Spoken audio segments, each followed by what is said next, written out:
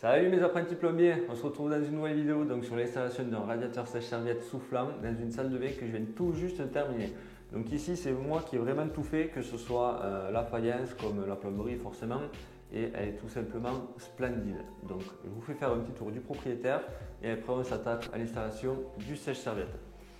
Donc ici en fond de la salle de bain on va retrouver un très grand receveur qui fait 1,80 m par 1 m, installé donc à fleur du carrelage. Donc pour l'accès c'est tout simplement top. Un éclairage LED indirect donc, qui met en évidence le relief de la faïence, donc c'est super beau. Ensuite on a la robinetterie qui est encastrée donc en laiton brossé, tout simplement magnifique. Le receveur avec le caniveau au fond.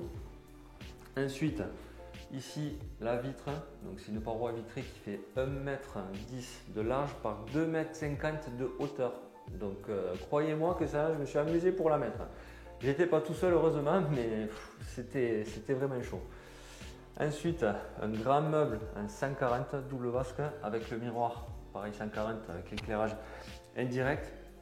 Et enfin pour finir, donc on a un WC qui n'est pas suspendu, c'est un WC apposé mais entièrement caréné.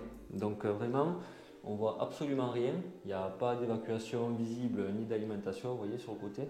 Et vraiment pour nettoyer, c'est aussi pratique qu'un WC suspendu. Je trouve que c'est beaucoup plus joli de mettre un WC apposé en fait entièrement caréné plutôt que si on avait mis ici un WC suspendu mais avec un coffre qui serait ressorti, ça aurait fait un peu verru.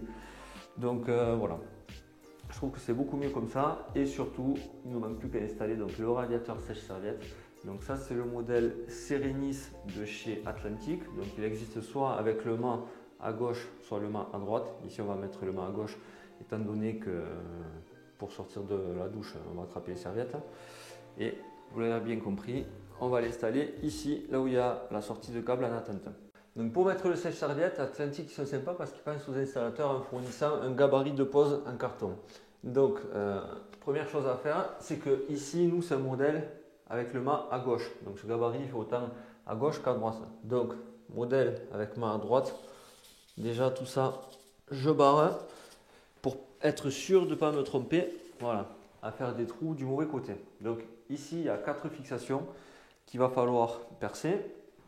Donc ils disent de mettre, vous voyez, le carton au sol comme ça. Hop, de le plaquer contre le mur. Ensuite on pose un niveau dessus pour le mettre de niveau. Une fois que c'est bon, on le scotche et il y a juste à percer les 4 fixations. Ici, moi, je ne vais pas le poser au sol, je vais à peine un petit peu le remonter parce que j'ai vu avec les clients pour que le radiateur en fait soit aligné au niveau du joint supérieur. Donc, j'ai déjà fait un trou, c'est celui-ci en haut à droite. Donc, je vais mettre cheville crampon. Ça, pour les fixations, il est très lourd. Donc, vraiment, n'hésitez pas à y aller sur les fixations. Cheville crampon, je vais mettre une vis ici au centre et après une fois qu'il tiendra, je vais mettre le laser au milieu, scotch, on fait les autres trous et on pourra mettre les fixations. Bon, bien sûr c'est trop beau pour que ça se passe bien. Ici ce sont les 2 fixations inférieures et en dessous, comme par hasard, il y a la sortie de câble. Donc vous voyez, ça ce sont les 2 pattes qui fournissent avec. Forcément ça va poser problème. Donc je pense qu'il va falloir que je remonte pour que ce soit vraiment au-dessus. Et on ne pourra pas être aligné avec le joint. Tant pis, c'est dommage. Ah oui, et je viens de penser, j'ai fait le premier trou en haut déjà. Donc tant pis, j'ai du joint bev, je le reboucherai, mais bon, ça sera derrière. De toute manière, ça ne se verra pas. Allez, mais je refais ça. Je vais faire un trou quand même dans la fixation, au moins comme ça. Voilà, je marque derrière et je verrai de combien est-ce qu'il faut que je remonte. Hop, voilà, donc la fixation à la base elle était là. Et là, on va pas coller, on va quand même laisser un petit peu.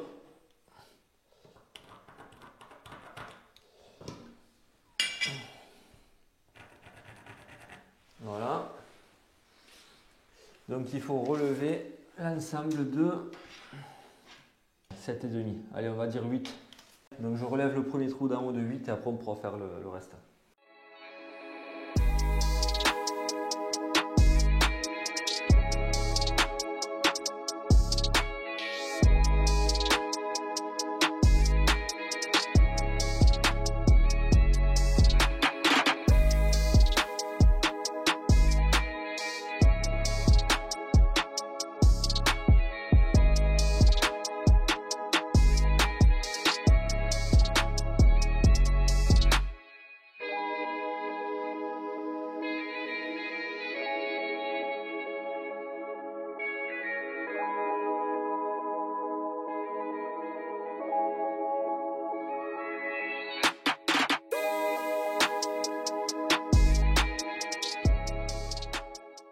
Voilà, donc fixation bien de niveau, bien alignée.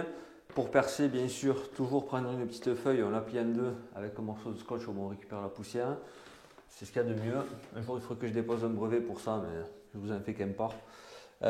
Du coup, maintenant que tout ça c'est fait, il va falloir donc que l'on branche le sèche-serviette forcément avant de l'accrocher. Donc pour ça, j'ai bien évidemment baissé le disjoncteur au niveau du tableau électrique. Et surtout, avant d'y mettre les doigts, on va quand même vérifier qu'il n'y a pas de tension. Voilà, parce qu'une erreur de repérage, ça peut bien sûr, ça peut arriver. Donc, hop, hop, je vais prendre, voilà, mon petit voltmètre.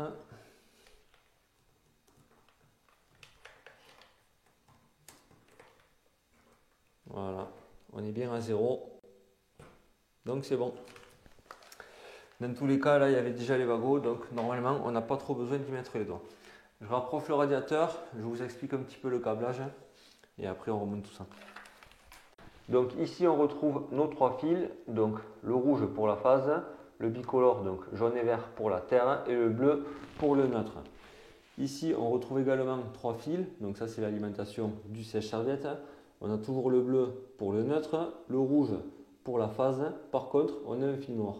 Ce fil noir, c'est un fil pilote. C'est-à-dire que si vous avez une centralisation qui commande vos radiateurs électriques, et bien en fait c'est lui qui va commander vos radiateurs. Voilà. Donc le fil pilote, surtout, il faut l'isoler. Donc on va y mettre un petit wagot ou un domino ici au bout et on va uniquement venir raccorder le neutre et la phase. Voilà. Il ne faut surtout pas raccorder le fil pilote à la terre. Beaucoup pensent que c'est la terre ou que vu que c'est un fil qui reste avec un fil qui reste, on les met ensemble. Surtout pas. Donc ça c'est hyper important. Donc j'ai raccordé ces deux-là. On met un wagot ici au bout et ensuite on pourra remettre le sèche-serviette. Avant ça, très important, ne vous faites pas avoir. Hein. Il faut d'abord mettre l'enjoliveur ici à travers le fil et ensuite on pourra aussi mettre la petite plaque, hop, voilà, comme ceci. Et là, on pourra brancher. Parce que sinon, une fois que c'est branché, ben, forcément, on ne pourra plus passer ça. Allez, je fais ça, je vous retrouve juste après.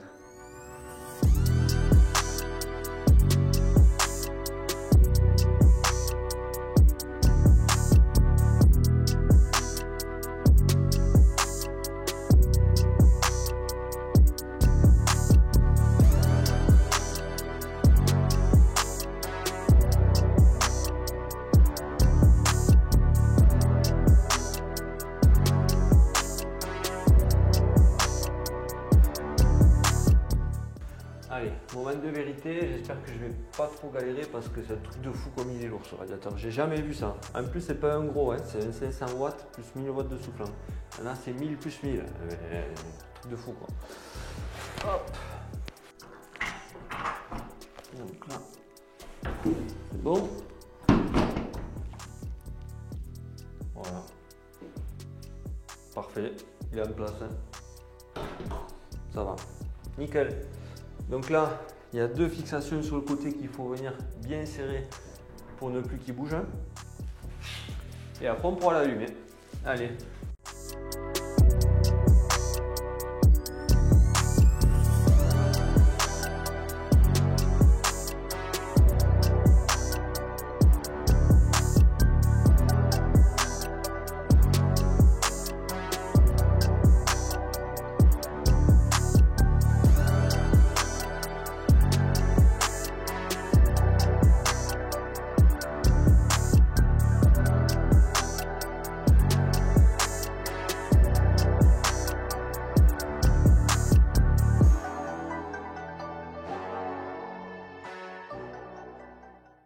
Donc je ne sais pas si vous allez voir, il y a un petit écran en couleur, franchement c'est vraiment bien fait.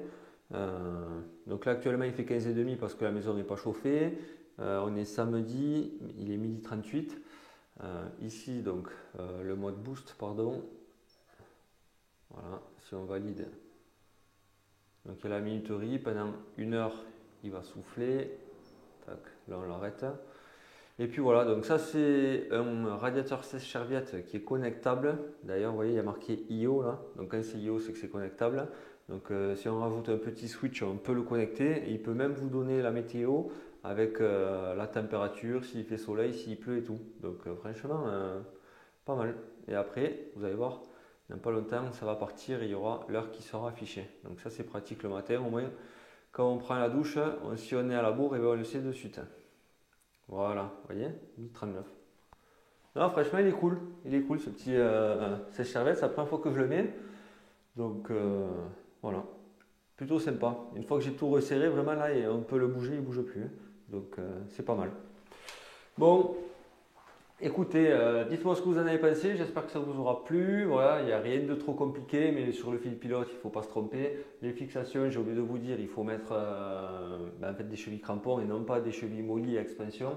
Bien que ce soit une cloison en placo, mais du moment qu'il y a de la faïence en fait, qui est bien collée dessus, il faut y aller à la cheville crampon, cheville normale.